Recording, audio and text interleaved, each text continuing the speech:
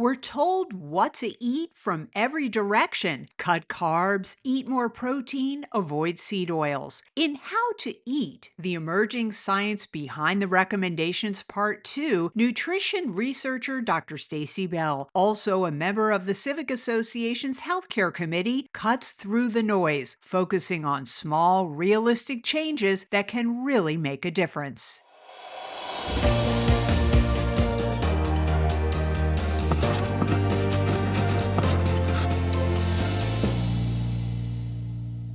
In part 2 of How to Eat, we focus on the long game, how nutrition shapes health over the long term, and which recommendations are backed by science, not trends.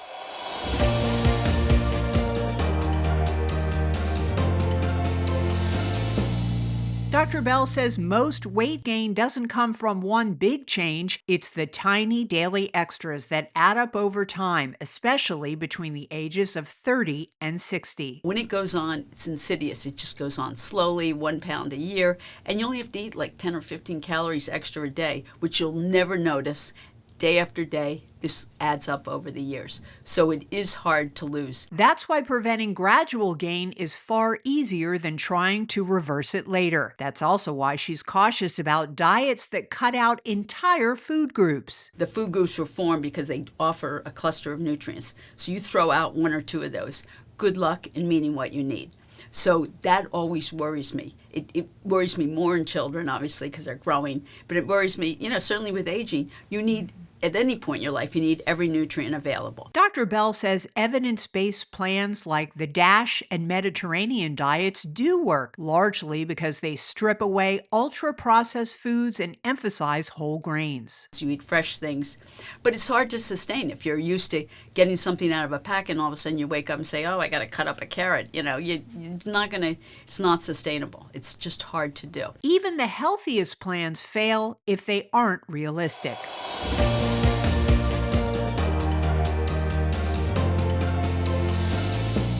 One of the loudest messages now is protein, shakes, bars, and high-protein everything. I did some studies with athletes, and they're always saying, well, I'm, buffed. I need more protein than you do.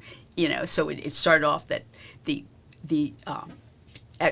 people that exercise, run long-term, they need more protein. And then the bodybuilder said, well, I need more than you and the general public. So it was sort of seeping into stuff. And then there were studies on it makes you full. So people said, well, that's easy. I'll just eat another cheeseburger without the bun and just get the protein and I'll be fuller longer. So that went along for a while. And with the advent of these new GLP-1 drugs, people say, well, you're wasting muscle mass. You need to eat more protein. So it was a confluence of events that got us to the point where you need more protein. But the science itself is very straightforward. You can actually measure how much protein you need. You can measure how much goes in, and most, like 80 or 90% of what's lost in the body comes in the urine. So it's called a nitrogen balance study or a protein balance study.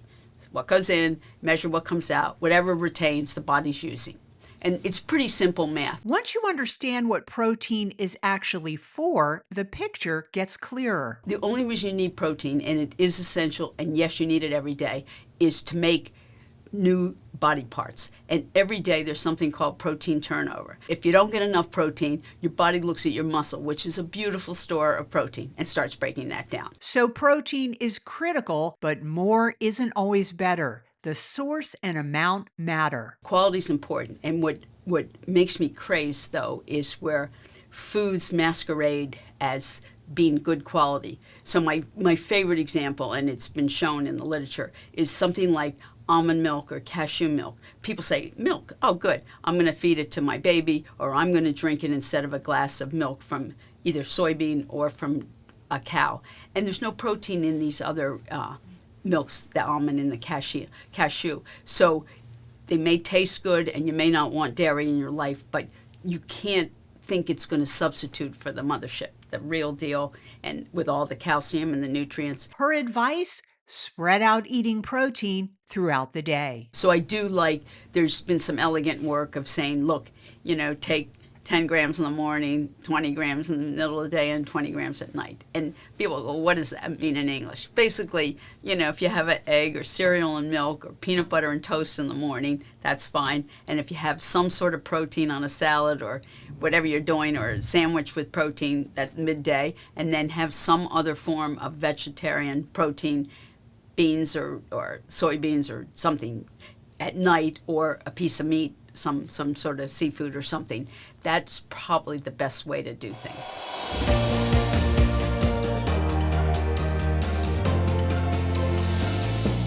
The data are so beautiful on plant-based diet, and part of it, the body loves it. It gets all its little moieties of amino acids that it likes. It can make it. There's fiber and other nutrients that come from the plants. It's wonderful for the environment, which is a whole new push now.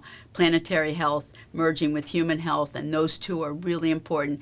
So yes, but in the grand scale of things, having counseled probably 10,000 patients in my career, nobody's eating like that. So we can say whatever we want till the cows come home. You got to do something that's practical. Instead of all or nothing thinking, she recommends gradual shifts, such as meatless Mondays or Taco Tuesdays, having beans and rice instead of beef, combining what's science-based and what's practical.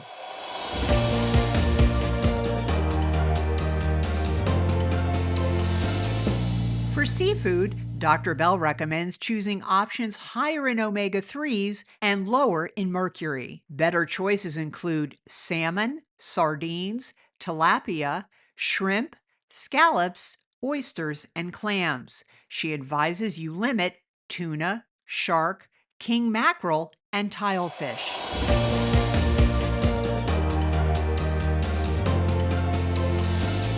Another nutrient people fall short on is fiber. Little things like if you go to the bread line and you can see, 1 gram fiber, 2 gram fiber a slice, 3 grams for, you can titrate up and play a game with yourself. Say, would I eat this toast in the morning? And then maybe you can get to 3 or 5 grams of fiber. That would be a really sensible thing to do. Same with the cereal.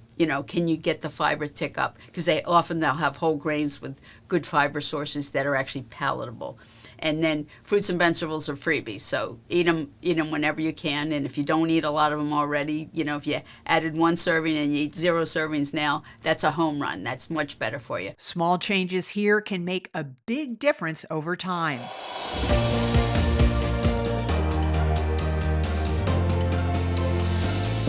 So how does Dr. Bell eat in her own life? I like vegetables more than fruits, but I like them both. And I try to think of ways to incorporate those in the diet. So usually every night, even here in Florida heat, I make a soup. And you can cram all kinds of stuff, more vegetables than you can shake a stick at any other way. 7 days a week, I could have 4 or 5 days of something from the sea.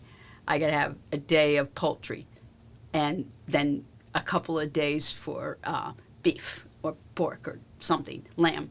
And the data are such that if you follow that plan, beef no longer is the evil thing. It's the people that eat beef 3 times a day or have bacon in the morning and roast beef sandwich for lunch and a T-bone steak at dinner. Those data are capturable and able to say that's not good for your heart or living. You can't go to a grandchild's birthday party and not eat the cake. It's not allowed, and it's not going to matter in the long run. And what you do is try to keep your on track most days when you can control things. Dr. Bell's message is clear. It's not about perfection. It's about building a healthy eating pattern you can sustain over time. I'm Sally Lewis. Thank you for watching.